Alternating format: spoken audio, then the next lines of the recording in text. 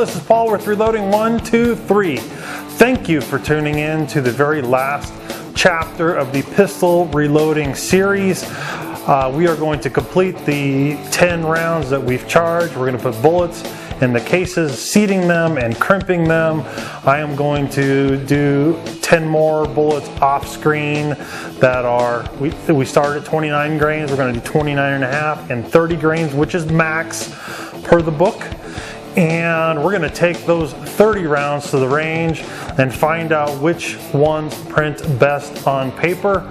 And we're going to obviously make notes and take our journal and our glasses and all those important things. And that's going to be my 180 grain load with weights 110. If it's a load that I want to chase further, then I might try it with a couple of different powders and see if we can't tighten up groups. But we're going to see where this path takes us. Okay, so the next series beyond this is going to be rifle reloading. We're going to build a little bit on what we've learned on the pistol side. We're going to do things that are just dedicated to rifle. We're also going to do a section on trimming, and I'm going to include both pistol and rifle kind of in that. So without further ado, here you go. We are going to seat and crimp some bullets. Well, thank you again for tuning in, you guys. It's been a great run. We are at the very end of the process. We've got a resized and charged case. We've belled the mouth. Now it's time to seat the bullet and give it a crimp. I'm going to show you how to do this in 2 steps, and then I'm going to show you how to do this in 1 step. So I am grabbing the seating die, and what I want to show you here is I want to match the profile on the inside of this seater to the bullet that I'm actually going to seat. Now there's a couple of different ways to do that, and one of those ways is simply just putting the bullet inside, or actually seating one of the bullets and seeing if it makes any kind of mark. Here's kind of what you would say is maybe the conical or the rounded. This one's usually always a good option. Sometimes that inner edge can leave a bit of a mark. Oftentimes if the bullet has any kind of flat top and this insert's got a flat top, that's the one that I'm going to use. I want to push it straight down right up against this flange. But if I was using a round nose bullet, maybe a lead round nose, I would use this one. I think either one's probably going to work well. This is going to be the one I'm going to use as it's kind of flat on flat. So let's put this insert into the die.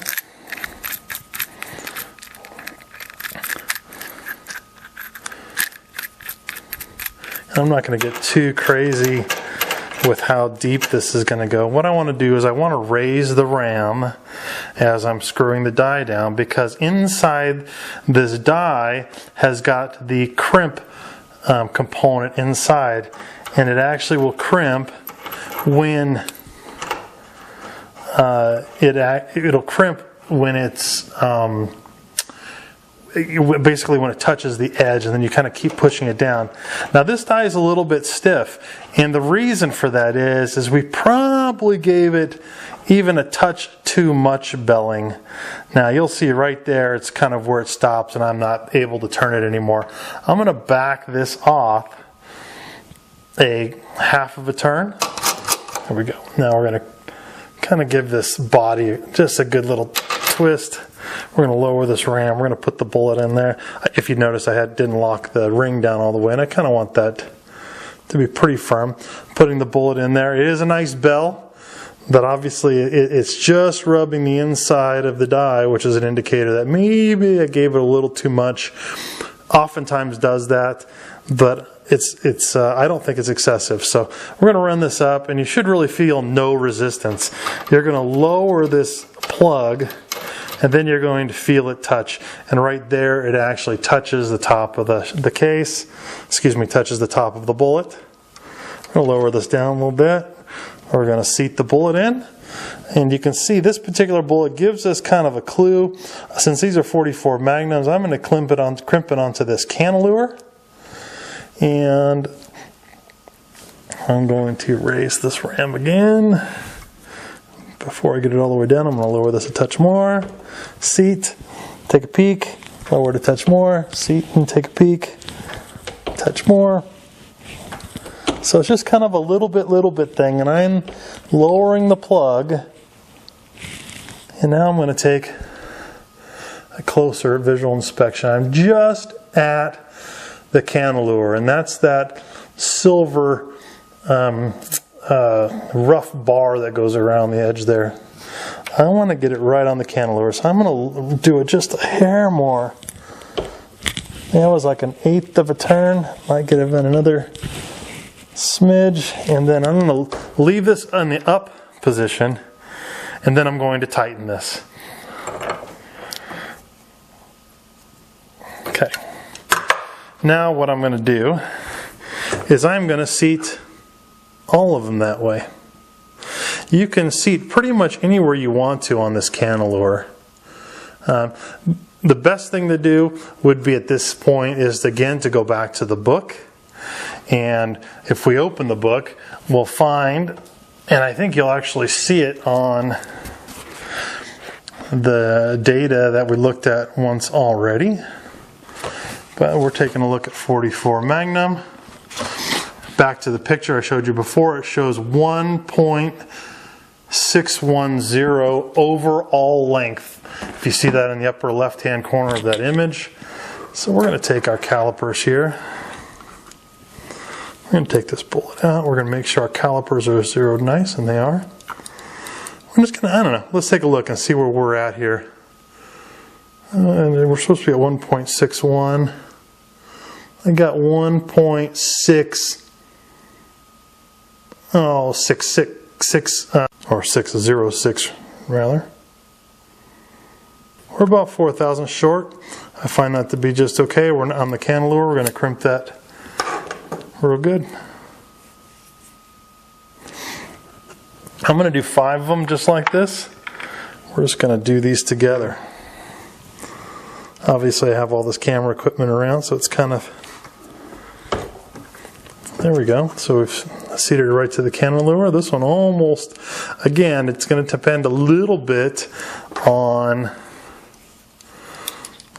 the length of the brass. We didn't really talk about trimming. This is seated to the exact same depth, so we're in good shape. I'm going to do another one.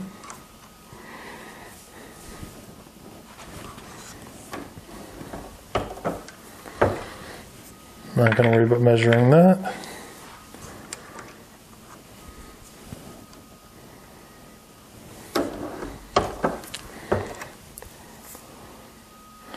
Definitely just touching the outside of the case as it's going up into the ram, so another indicator that maybe I got a little too excited on the belling.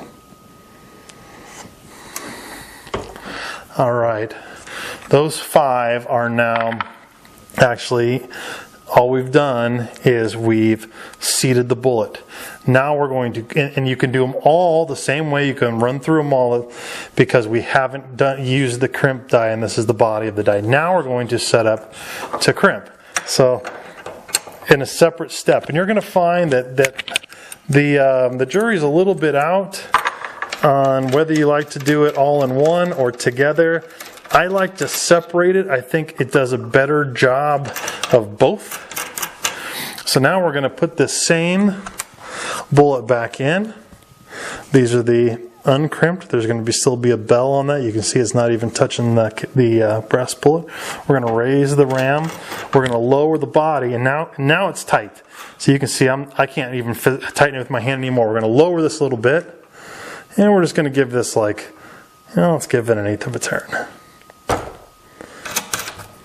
Snug that down just to see where we're at. Do a visual inspection, and actually I think that looks pretty good. Again, since this is a 44 and it doesn't headspace on the mouth, which you will find that 9mm, 40, 45, etc. do, I'm going to give it a little more of a crimp. So I'm going to lower this. By lowering it, it actually ends up loosening this lock ring a little bit. So now I can kind of tighten it a little bit more. give a little bit of a crimp, and I think that's going to be where it's going to stay. Take another visual. That looks really, really good. Can you see that? I'm going to give you a close-up here in a bit. I'm going to run through all of these real fast while we're doing this. Bring it up to my eye a little bit. And I'm afraid to tell you that crimp is going to be a bit of a feel. And since you can't really measure it well, you're going to have to kind of take a look at maybe a new round and compare them to your hand loads and see where yours stack up as far as how much that lip at the very end is rolled over. Okay, so those are 5 done with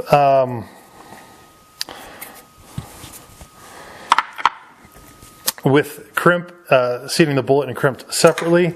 Now we're going to undo this, and I'm going to show you what this looks like doing it together. So, okay, I've got a charged case.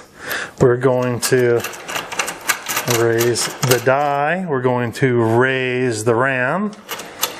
Again, we're just going to lower this die. And we can even take this cedar plug out so not to confuse it. For the moment, we're going to lower the base die down until it touches the rim of the case.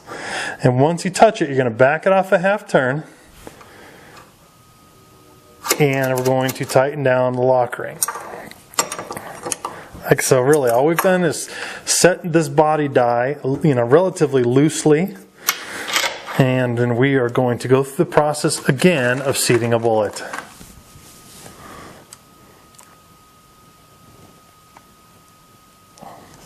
Going to raise the ram. We're going to lower this plug so we know where that bullet's at. We're going to go through the process of this kind of little bit process where we're going to lower the plug, raise the ram until we can see. Fortunately, these have a cantilever. If you don't have a cantilever, then what you really have to do is use the caliper, like I was kind of showing you. I was doing a check on the other video. So basically at this point, you'd lower it, you'd pull this out, you'd measure it, you go, okay, not quite, you'd lower the plug, and you'd go through the step again, and a little bit at a time, until you get it seated. We're going to take a quick measurement. It looks like it's at the very bottom of the cantilever, and it's a little bit long. Let's kind of show you that again. So it's like 6 thousandths long, and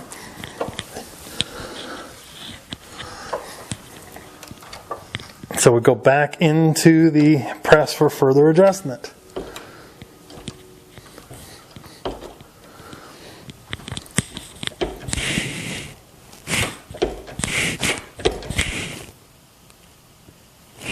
I think that is good.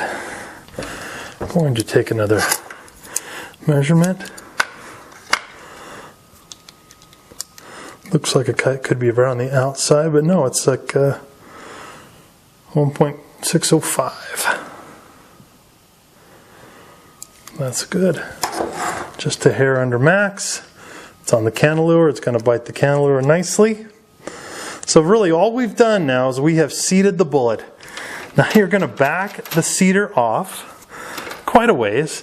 You're going to raise the ram.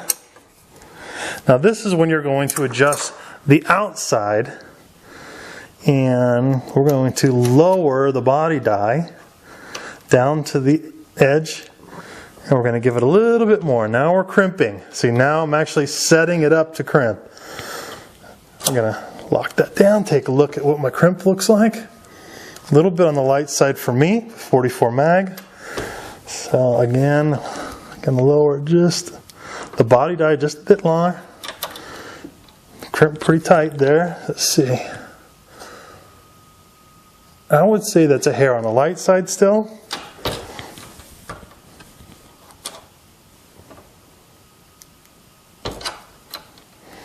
I think that's probably going to be a winner. I'm going to take into a visual. I think that's really, really good. It rolls the lip right over onto that cantilever nicely. Last thing you want is to shoot this 44 Magnum and the rest of the bullet's getting longer because the bullet is sliding farther and farther out. I think it looks pretty good. I am going to give it a touch more. Alright, we're going to lock it down from there. That is the crimp. It's set. Now you can run the bullet seeder down because you're using the die as your jig now, and you can run the bullet seeder down all the way until it touches and actually give it, and make sure it touches, and it touches pretty good. Then you can lock that down. Now your body is set for the crimp, your bullet depth is set by the plug, and you are now ready to seat and crimp all at the same time. So instead of going in 2 stages, you can go in 1. And it's done for you.